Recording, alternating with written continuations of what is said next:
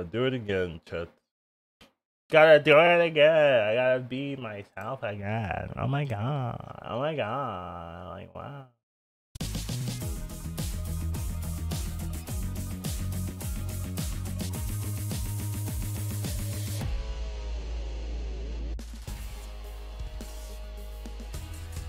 How you doing, everybody? Today we are talking about the new patch, the new cards.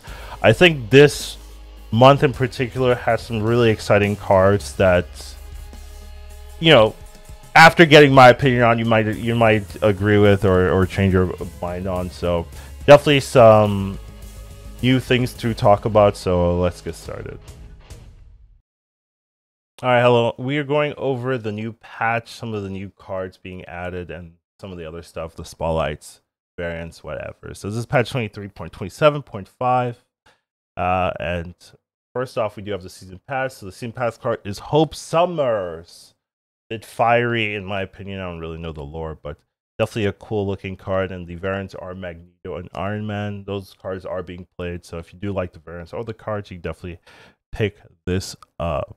So we're going to be talking about all the new cards and the updates and everything like that. So first off, right, we do have the 5 new cards here. We're going to go in order. So first off, we have Cannonball. This one's a really cool mechanic, right? It's a 5/8 that will move an enemy card away from here and add a rock where it was. If it can't move, you destroy it and to add the rock. So kind of like a Shang-Chi effect if the opponent doesn't have card space. So definitely requires a little bit of work, a little bit of deck design, but this seems like a really cool card, really nice ability.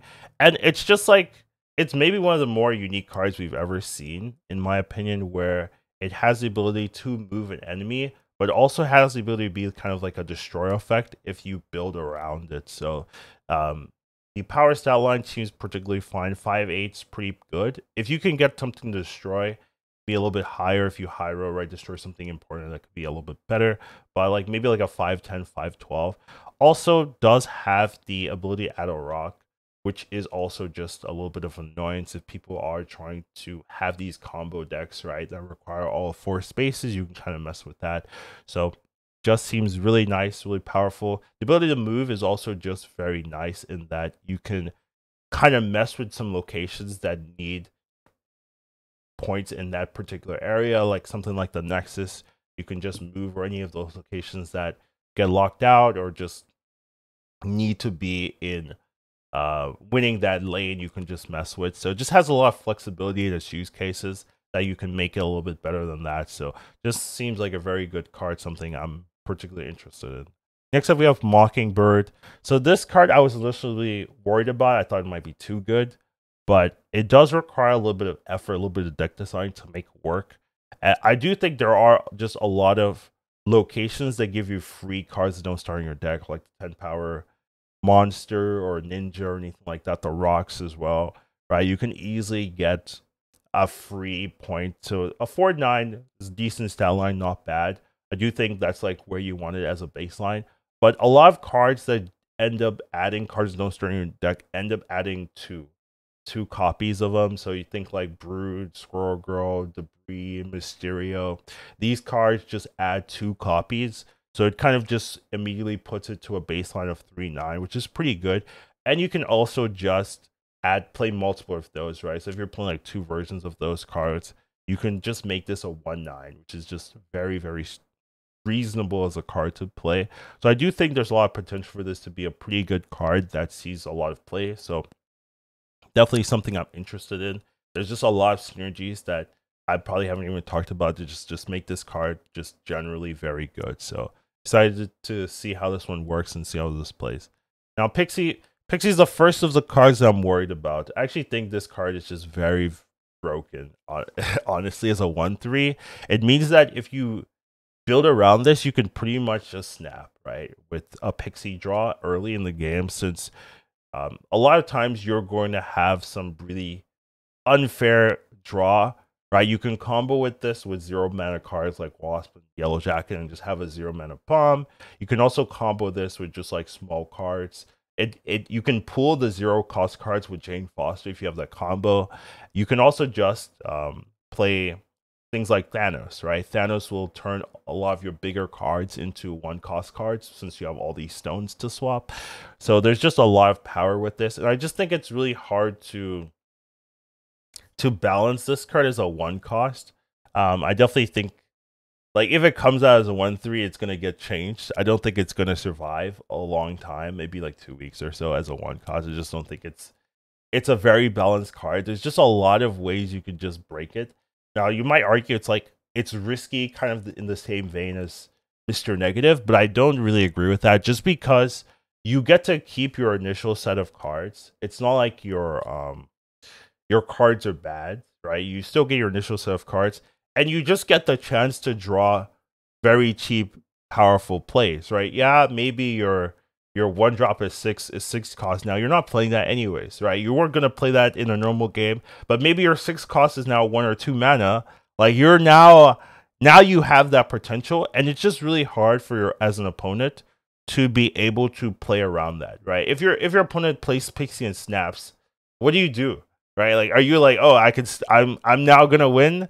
Like, you're like, oh, they can now play a 0 cost card out of nowhere, and I have no counterplay really to that, right? You do have some answers, like people are theorizing Morbius and stuff like that, but I still think you still get 2 turns of freedom, even and Morbius is not really a card people want to be playing initially, generically, and I don't know if Pixie will have enough meta presence to say, oh, you have to be playing Morbius or not, and you can also just play Morbius in your own Pixie deck, right? So, it kind of counteracts itself in that way. So there just seems like a lot of potential for Pixie to be very good. And I'm a little bit worried about its stat line being a 1/3. Like even if it's too good, 1/3 is such a powerful stat line for a card with this game changing effect, right? It should have lower stats for sure. So definitely a weird card to have. I think I'm definitely interested in playing it, but I'm also worried about like it's likely to be changed in my opinion.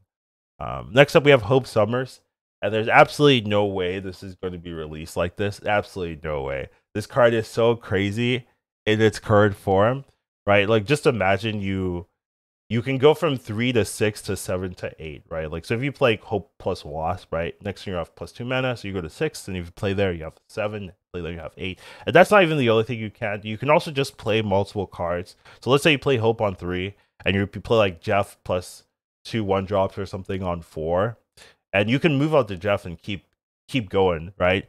So turn 5, you're gonna have 11 mana. Like, what? How is that balanced? There's no way that's going to be released like that. It's too powerful. So definitely think this card is not being released like this. It's going to be changed in some way. It's just too good. Maybe it's like one, even if it's like once per turn, it's still broken. So definitely just think it's going to be a little bit weaker than what it is, because there's no way it's going to release. There's no way. I just like Super Giant. There's no way this is going to be released like that. I guarantee you. And then War Machine, I thought this was like the most or the least interesting card initially, but after thinking about it more and hearing some other opinions, do you think this is a pretty cool card, right? It kind of goes into dealing with Professor X plays, but you could also just play this in a Professor X deck yourself. I do think the ordering is weird. You'd probably have to play like Magic or something, or Hope Summers, but that's not happening, to kind of get the energy to do both. But I do think its other like very interesting mechanic is that you do get to play cards that normally can't be played, right? So things like Infinite, you can actually just play an Infinite after you play a War Machine on 5. Ebony Maw can be played, Giganto. These type of cards can just be played like normally anywhere you want. So I think that's where the interesting part of this card lies, where you get to open up more different or more unique cards that normally have these bad restrictions that don't allow you to play them. Now you can just kind of play them with a War Machine, right? I do think War Machine to Infinite might be like a common thing people start doing. So that makes this card interesting to me. So, pretty cool to see my, initial impression be kind of thrown for a loop after thinking about it a little bit more. But now when we look at it, it kind of gives me a problem because I want all the cards here. Like, so I'm actually gonna have to start saving up for these cards because they're all looking very interesting to me. I do wonder which one's gonna be the Series 4 card, but yeah, I think this is a pretty cool month with a lot of interesting cards that, in my opinion, we'll see play in the meta. So definitely, definitely something I'm excited to see, like how this particular month shakes up the deck building, because all of them I think have a place in the meta. So we'll see. And then we do have updated cards, which I think is cool. Super Giant did get changed. There's no way it was going to be released. It was too broken. I do think this current version, though, doesn't really scream an Alliath game plan to me. It's a 4-5, which stats are not very good. So it's hard to like have the priority so that your ally can hit their both turn 5 and turn 6, right? Because if you're playing a 4-5, your opponent's playing like a 4-5, a 4-14 or something like that. Like it's just gonna be hard to keep the priority. If you lose priority, your ally doesn't hit their turn 6. So it kind of loses like the big point of playing our ally. So that kind of is a little bit weird. I do think there is a room or space for a super giant in a Modok Hella list, right? So with Modok Hella, if you can play Super Giant, right, then you can play Hella, then you can play Modok later on, get your discards, and then the Hella will trigger end of turn. And that being able to trigger end of turn is really nice in that it's really going to be hard to play counter cards like Shang-Chi into it. And Shang-Chi is the most common counter people run. People Cosmo is still a problem, and that is something to be addressed. But Shang-Chi is definitely way more common, and Supergiant kind of messes that completely since like you either have to guess where the cards are going to be placed, which is just kind of a guessing match, which isn't very reliable, or you're just like you don't get priority and it doesn't work anyway. So I do think in its current form, it's not really an Alliance game plan. It's more like a Modok Hella piece, in my opinion. So we'll have to see how it actually ends up being. But that's my initial impression of it. And Call of Duty also got changed. I think this makes a lot of sense just because it being fully reliant on only Thanos stones just felt like super blah and super hard to really make work in most decks. Here you can actually play in a lot more decks. And it's also very nice because you can just play your 1-drop and Call of Obsidian on 5. You don't have to play the 1-drop, wait a turn, and then play the Call of Obsidian. You can just play Call of Obsidian and the 1-drop on the same turn. It perfectly works. 4-9's great stat line, so definitely seems like a card that's going to see play. So just seems good to me. Seems like a good update as well. Super Giant, Modok Hella piece like is okay, but like is that really their initial intention? I don't know. Here. So overall, like a lot of cool cards coming out soon. Definitely this month I do want to be saving up for. So that one I am particularly excited to see. But other than that, like just a lot of good changes, I think, in my opinion, from what we saw before.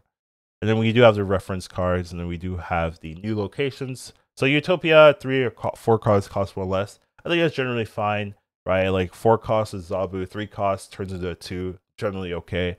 I do think we already have a lot of locations that reduce costs of other power levels, so it's fine to just have this one in there. And Zabu, having a Zabu doesn't win you the game these days anyway, so I think it's just a fine one to have. Kirkhow, the new Kirkhow, though, I'm not super sold on. I think it's a little bit too swingy in that what people are likely going to do is just wait until they have like a 9 or plus power card, and then you're going to top deck like a 416 or something, some huge bob. And it just feels very swingy. Like that card you top deck is going to be like the game decider since you have to play it basically. So I don't know if this is going to last. It just feels like a location that's going to get adjusted to me. Like it just doesn't really feel like like the most balanced location. So I'm not too sold on this one, but it's going to be interesting to see how people play with it, but it just feels very problematic as a location, kind of like the old one. So I'm not sold on this one. Utopia, I think it's fine. And then we have the new Conquest variants, and then we have the Spotlight changes. So Stature is replacing Gladiator. I think this makes sense since Stature got the series drop, so it's a little bit worth less. So it makes sense to kind of replace it with a new one that I think fits more. Gladiator is a card that I don't think tons of people have, but we're gonna wait until the Spotlight is finalized and is in the month before we really just lock on it. Then we have the Pixie one. Pixie next to Mobius makes sense, right? Mobius is one of the potential counters to our Pixie deck. I still think Pixie has the huge advantage though, since you get 2 turns of freedom to do whatever when you want with Pixie. So if you draw your 0 or your 1 mana bomb, you're gonna play it and you're gonna be happy about that. Like a 1 mana blue Marvel, things like that. It's just gonna feel really good. So even though Mobius is just not a card people are playing right now, right? So unless Pixie has high enough meta presence or high enough threat that you're just like, okay, I'm going to be playing Mobius into this one archetype and feel bad into the others, like it's going to be hard to see it. I wouldn't mind like a Mobius adjustment, maybe like a 3/4 or something like that might feel a little bit better, but currently it's like it's not something people are really playing with, right? But there's a lot of card discounts that Mobius might just come back in the meta, since a lot of people are playing all these discount cards. Mockingbird, Blue Miss Marvel, man. I think if you're missing Blue Miss Marvel, it's still a good card to have, so still makes sense to pick up. Cannonball Kitty Pride. Not as big of a fan of Kitty Pride anymore. It doesn't see as much play as it used to, but still cards to pick up as well. We're really going to talk about this more seriously as it comes closer, it becomes more finalized, but it's interesting just to see what the spotlights are moving on. And we have Warmer Machine, Silk, and Silver Samurai. A lot of people still want to have Silver Samurai, and these cards are just pretty good, pretty interesting, so feel free there. And then we have Killmonger, this new ultimate. Like, I'm really not interested in ultimate variants unless like there's like a dancing animation, or something like that. And even then, the dancing animation has to be like pretty good. So I don't know. And then we do have the new variants, right? Always interesting, right? There's a lot of good artists in the world, so we do have this this armor variant. Dan Hibb hits it out of the park there. And just like this one kind of reminds me of Doctor Strange, like I don't know, more aggressive or something. I don't know. But yeah, definitely some interesting artwork or so, but there's always good artwork here. I think this Hope Summers one is pretty, to be fair. Yeah, I kind of like that one. So yeah, but generally, is what it is. So just to look at all the artwork that's being added.